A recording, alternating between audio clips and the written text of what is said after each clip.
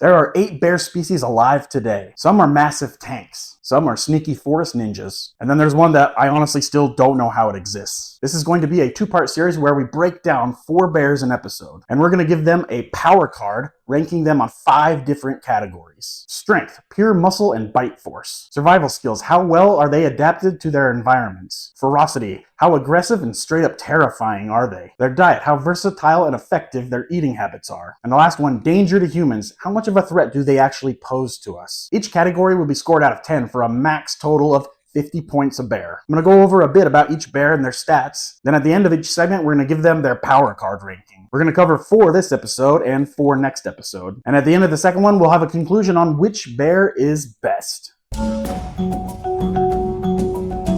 Now let's kick off this bear series with the most common bear in the world, the American black bear. These guys live across North America, from the deep forest of the United States and into Canada, all the way down into Mexico. If you've been in the woods, you've probably been closer to one than you think. But don't let the name fool you, because they are not always black. They come in all sorts of colors: black, brown, cinnamon, blonde, even white. These white ones are called a spirit bear. They're really cool. Black bears are smaller than brown bears, but man, they can climb a tree like a squirrel. It's really amazing how they can do that. Adult males typically weigh between 200 to 600 pounds. They are considered to be the 3rd largest bear in the world. Not as massive as a brown bear or a polar bear, but still more than enough to ruin your picnic. And black bears are survivors. They'll hibernate through the winter, forage across massive ranges, and are able to adapt in almost any environment. Forests, mountains, swamps, deserts, even the edges of cities. They might be the most adaptable bear. And their diet, total omnivores. They will eat plants, insects, fish, meat, roadkill, and even garbage. If something has calories, they will eat it. That's what makes them so successful. They are not picky eaters, but they are very opportunistic. Black bears don't go looking for a fight, but if they're cornered, injured, or protecting cubs, they can absolutely throw down. And black bears usually want nothing to do with people. But when they do attack, especially in a predatory case, it can be deadly. Black bears are not the most dangerous bear, but they are not teddy bears either. So let's put up the scorecard now. As you can see, they rank very high in adaptability and diet. And we're going to give the American black bear a 36 out of 50. This was a strong way to start off the lineup, I think. Our next bear is the sun bear, also known as the honey bear. Sounds really sweet, right? Yeah, just wait. They are considered to be the smallest bear species in the world, and also one of the weirdest. They live in the tropical jungles of Southeast Asia, including Malaysia, Indonesia, Thailand, and Myanmar. And if you live there, you probably won't be seeing one in the wild. They spend most of their time staying hidden in the shadows. And yes, I promise you, this is a bear, not a person. Adult males typically weigh between 60 to 150 pounds, standing under 3 feet at the shoulder. But do not let their size fool you. And when it comes to climbing, they're like little jungle ninjas. Sun bears sleep and forage in the trees. They use those massive claws for climbing. They are built for vertical living, and they can vanish into the canopy like a ghost. While they are the smallest bear, they are freakishly strong. They have very powerful jaws and claws. They can tear through wood and bite through bone. No hibernation for them as they live year-round in tropical forests. However, humans and deforestation is taking a toll on their habitats. They will eat about anything, but they especially love ants and termites. And they get the ants and termites with this long-ass tongue that can reach up to 18 inches. That tongue is designed for deep jungle slurpage. Some bears do have short tempers. They'll fight dirty and go right for the face. You do not want to be on the bad end of this tongue. Encounters with humans are rare, but when they do happen, it could be bad. They have definitely mauled people before. They're not going to hunt you, but if you surprise one, it's going to have a full-blown freak out. With all that being said, let's show the sun bear's power card. Feels like it's a really good mid-card type bear. Nothing too low in our statistics, but nothing really high either. So the sun bear gets a 30 out of 50. But we're going to take a quick bear break, and we are going to go look at Dave's power card. This is Dave, co-host of Force of Nature podcast. And looking at his power card, he has all 10s. He's just perfect. And now he's going to tell us a little bit about our sponsor. This episode is brought to you by... When moving through life, sometimes it all feels like a blur. We get caught up moving fast, just driving through, stuck on autopilot with tunnel vision, trying to escape the storms and torrents of society. Once in a while, I want you to get your head out of the clouds, climb above it all, take a breath. You just might find what really matters. Wow! Thank you, Dave, and thank you, Visit of Vista.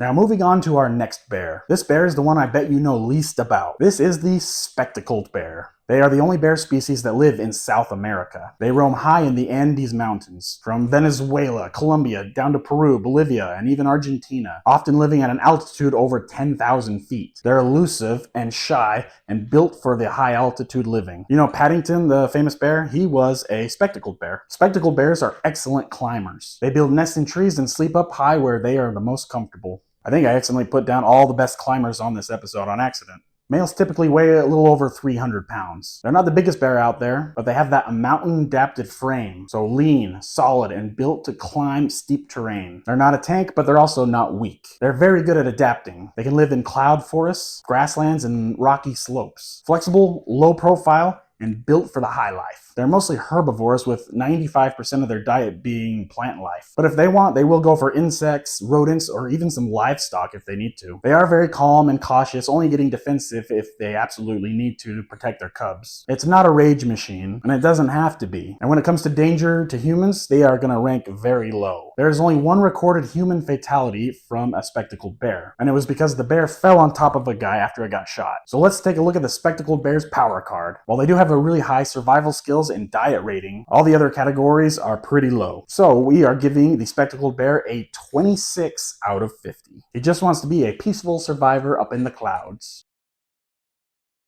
Now let's move on to our next and final bear of the episode. And we are getting into heavy hitter territory right now, because we are talking about the brown bear. The brown bear is the most widespread bear species in the world. You can find them in Montana, Alaska, Canada, across Europe, and deep into Russia, and even into the Himalayas. And when it comes to size, they are on the larger side. You know it's a brown bear when they have that big hump on their shoulder. And I just want to mention that a grizzly bear is a subspecies of brown bear.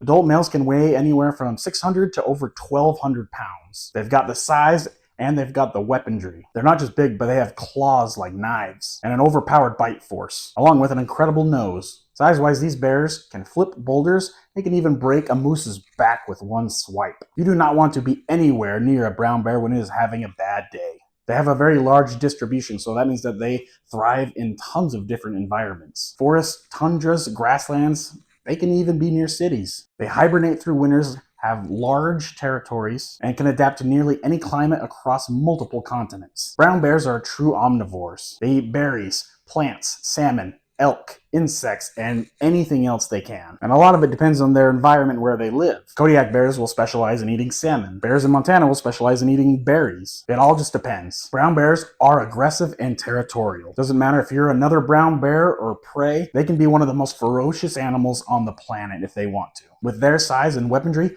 I don't know if there's an animal they could not take. So when it comes to danger to humans, they're going to be up there. Because when it comes to fatal bear attacks, brown bears top the charts. They'll usually avoid you, but surprise one or get in between mama bear and her cubs, you're gonna have a bad time. They have killed people across North America and Eurasia. This is one of the few bears where you probably won't survive the encounter. So with all that, let's now go to the brown bear power card. They are gonna rank high on literally everything. Strength 10, survival skills, diet, ferocity, we're gonna give them 9. Danger to humans, also a 9. With all that, a brown bear is gonna get a score of 46 out of 50. Is the brown bear the best bear? Well, we don't know yet, but right now it is the bear to beat. So that's 4 bears down and 4 more to go. The brown bear is sitting up top. It has by far the highest score, and we still have 4 more bears to go. We have the Asiatic black bear, the sloth bear, another possible contender for best bear, the polar bear, and then of course we got the panda. What do you think? Do you think any bear can beat the brown bear for best bear? Let me know what you think. Drop your prediction in the comments. We will find out which bear is best in the next episode. And if you want more long-form content, go ahead and check out Force of Nature podcast. Find it wherever you get your podcasts. Be sure to like and subscribe. I'm Matthew D. Hamilton, and remember, nature is random and chaotic.